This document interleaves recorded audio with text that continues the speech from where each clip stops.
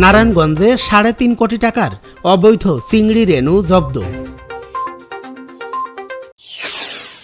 নারায়ণগঞ্জে বিশেষ অভিযানে প্রায় ৩,৫২,৫০,০০০ টাকা মূল্যের ৭০,৫০,০০০ পিস অবৈধ চিংড়ির রেণু জব্দ করেছে বাংলাদেশ কোস্টগার্ড। ২৯ জুলাই মঙ্গলবার বিকেলে কোস্টগার্ড মিডিয়া কর্মকর্তা লেফটেন্যান্ট কমান্ডার সিয়ামুল হক এক প্রেস বিজ্ঞপ্তির মাধ্যমে এ তথ্য নিশ্চিত করেছেন।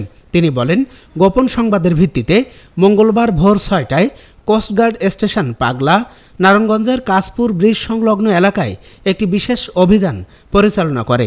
অভিযানে ৩টি ট্রাক ও একটি যাত্রীবাহী বাস তল্লাশি করে বিপুল পরিমাণ চিংড়ি রেণু জব্দ করা হয়। পরে নারায়ণগঞ্জ উপজেলা সহকারী মৎস্য কর্মকর্তার উপস্থিতিতে জব্দকৃত রেণুগুলো মেঘনা নদীতে অবমুক্ত করা হয় এবং আটক যানবাহনের চালকদের মুচলেকা নেওয়ার পর তাদেরকে ছেড়ে দেওয়া হয়। কোস্টগার্ড জানায়, চিংড়ি রেণু অবৈধভাবে পরিবহন ও পাচার দেশের জলজ সম্পদের জন্য মারাত্মক হুমকি।